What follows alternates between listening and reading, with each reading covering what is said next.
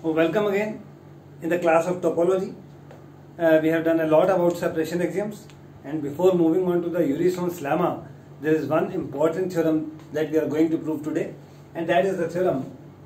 I am going to write the statement on the board. The statement is D, the set of all dyadic fractions is dense in the closed interval 0, 1. So before moving on to the proof of this theorem, let us revise what are dyadic fractions. Dyadic fractions are fractions of the type p upon 2 raised to the power m. Since it is a fraction, surely the numerator will be less than the denominator. Secondly, p is odd natural number and m can be any natural number. So, if m is equal to 1, the dyadic fraction obtained will be called the dyadic fraction of order 1. If m is equal to 2, it will be called a dyadic fraction of order 2. If m is equal to 3, it will be called a dyadic fraction of order 3, and so on. So, what are the dyadic fractions of order 1? So, for order 1, your denominator is 2 raised to the power 1, that means 2. And since it is a fraction, numerator is less than the denominator. And numerator is an odd natural number, so there is only one possibility, that is 1 by 2. If you are considering dyadic fractions of order 2, then what about the denominator?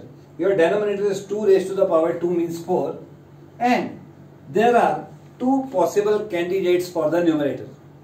What these are? Two natural numbers less than 4. These are 1 and 3. If you are talking about the dyadic fractions of order 3, then your denominator is 8, and for the numerator, now you are having 4 possible candidates. What 4 possible candidates are?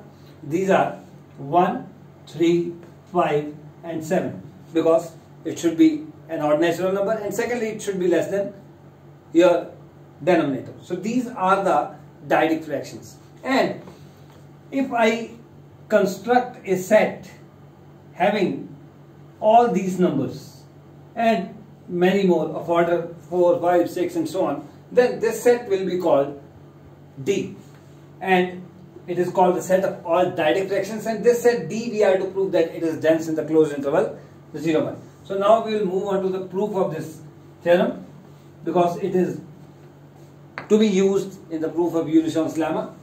So proof now, I am going to start. One thing is clear, that your D is a subset of 0, 1. Why? Because D contains dyadic fractions, and fractions means a quantity lying between 0 and 1. So what the dyadic fractions you will have in the set D, they will all be in the closed interval 0, 1. So D will be a subset of 0, 1. Secondly, from your previous knowledge of topology, you know that if A is a subset of B, then A bar, that means closure of A, is a subset of closure of B. Here D is a subset of closed interval 0, 1, so that means D bar is a subset of closed interval 0, 1. Yes? Again, from your previous knowledge of topology, you know that a set A is closed if and only if A bar is equal to A. And this closed interval 0, 1, in the usual topology of real numbers, every closed interval is a closed set. So this closed interval 0, 1 will also be a closed set, and if it is a closed set, from here you can deduce that its bar, its closure is same as the set itself. So you can write it as the closed interval 0, 1 itself. So D bar is a subset of closed interval 0, 1. Now what we want to prove, actually we want to show that D is dense in 0, 1. And we know that A is dense in X. A is dense in X means A bar is equal to X. And here you want to show that D is dense in closed interval 0, 1. That means you want to prove that D bar is equal to closed interval 0, 1. So one way you have proved that D bar is a subset of closed interval 0, 1. If closed interval 0, 1 is also a subset of D bar, they will become equal, and then D will be dense in closed interval 0, 1. So now it is sufficient to show that closed interval 0, 1 is a subset of D bar. So what I am going to write here is, now it is sufficient to show that your closed interval 0, 1 is a subset of D bar. To prove it, what you have to do, you will have to take one arbitrary element from here, and you will show that the element also belongs to D bar. That means take any element in the closed interval 0, 1 and show that it is a closure point of D. Closure point of D means it belongs to D bar, and 0, 1 will become subset of D bar, and that is what is required, or you can say the rest what is required to be proved. Earlier we have already proved that D bar is a subset of 0, 1 closed interval. So I am taking one element from closed interval 0, 1. So let X be an element of closed interval 0, 1. So consider a neighborhood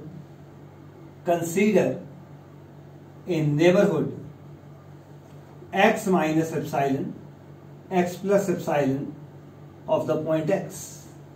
Epsilon you may take however small. The thing is that the sequence 1 upon 2 raised to the power, and this sequence, you know that it is a sequence of positive terms because your n is a natural number. It converges to 0. It is a monotonically decreasing sequence. So what you get, however small you take epsilon, there always will be a natural number m such that 1 upon 2 raised to the power m will be less than epsilon. Why? Because if you look at this is my number line. This is my number line. Here it is 0. Here it is 1. So if you take n is equal to 1, 1 upon 2, 1 upon 2 is here. Then you take n is equal to 2, 1 upon 4, it is here. 1 upon 4, 1 upon 8, 1 upon 16, 1 upon 32, 1 upon 64, 1 upon 128 and so on. So however small epsilon you may take, you will be able to find some m such that 1 upon 2 raised to the power m is less than epsilon. So choose m, a natural number. Choose a natural number. Choose a natural number m, that means belonging to n, such that 1 upon 2 raised to the power m is less than epsilon. Now, this x belongs to closed interval 0, 1. You know that this closed interval 0, 1, I can separate this closed interval 0, 1 into several parts, like 0 to 1 upon 2 raised to the power m, union 1 upon 2 raised to the power m to 2 raised to the power 2 upon m, union 2 upon 2 raised to the power m to the 3 upon 2 raised to the power m, union, and so on. At last you will have 2 raised to the power m minus 1 upon 2 raised to the power m and 2 raised to the power m upon 2 raised to the power m. Now note that since endpoints are same here too, again and again, the first one is 0, the last is 1. So 0 to 1 closed interval is covered. And the interesting thing is that these intervals are only having their endpoint same, otherwise they are non-overlapping. So if there is a point x which belongs to closed interval 0, 1, suppose x is a point that belongs to this. If x is endpoint, that means if x is this or this or this or this, then clearly x is a dyadic fraction. So it belongs to D. Clearly. If x is not an endpoint, then x will belong to exactly one among these intervals. So let x belongs to some particular interval. I am taking to t upon 2 raised to the power m, t plus 1 upon 2 raised to the power m. Why t and t plus 1? Because in these all intervals, Denominator is always 2 power m and numerator is different by 1. 1 then 1 plus 1. 2 then 2 plus 1. 2 minus 1 then 2m minus 1 plus 1. So here I am taking interval t plus 1. So what it says now, if your x belongs to the closed interval t divided by 2m, t plus 1 divided by 2m, then that means your t upon 2m is less than or equal to x is less than or equal to t plus 1 upon 2 raised to the power m. Now this inequality has two parts. One part is t upon 2 raised to the power m less than or equal to x, and the second part is your x less than or equal to t plus 1 upon 2 raised to the power m. So I am considering these two parts one by one. So first I am taking this part. T upon 2 power m is less than or equal to x, and you have chosen m in such a way that 1 upon 2 power m is less than epsilon. Now adding these two inequalities, add left hand sides, add right hand sides, you will get t upon 2 raised to the power m plus 1 upon 2 raised to the power m is strictly less than now, because here it is a strict inequality, is less than x plus epsilon. And this t upon 2 power m plus 1 upon 2 power m, you can write it t plus 1 upon 2 power m. So t plus 1 upon 2 power m is less than x plus epsilon, and it is already greater than or equal to x. And your x is strictly greater than x minus epsilon. Now, leave it from here. What you are going to get that t plus 1 upon 2 raised to the power m belongs to the open interval x minus epsilon, x plus epsilon. I am talking about this open interval. Here, t plus 1 upon 2 power m belongs to this interval. This is clear. Now, I am leaving it and I am moving on to the second part of the inequality. The second part of the inequality says that x is less than or equal to t plus 1 upon 2 raised to the power m. I am writing x a little bit here. And now multiply this inequality by minus 1. When you will multiply this by minus 1, minus 1 is a negative quantity, so sign of inequality will be changed. So this inequality will turn out to be minus epsilon less than minus 1 upon 2 raised to the power m. And once again add these two. X and minus epsilon means x minus epsilon, and t plus 1 upon 2m, and here it is minus 1 upon 2m. So what you are going to get, x minus epsilon is less than or equal to, again it will be strict inequality, because at one place you are having strict inequality. So it is less than or equal to. Now adding these two, this one from the numerator will be cancelled out and you will get t upon 2 raised to the power m. Now t upon 2 raised to the power m is already less than or equal to x, and your x is strictly less than x plus epsilon. Once again leave this portion from here, and what you are going to get is that t upon 2 power m also belongs to this interval. That means what you have obtained that both t upon 2 raised to the power m and t plus 1 upon 2 raised to the power m both belong to this interval x minus epsilon, x plus epsilon. That means neighborhood of the point x.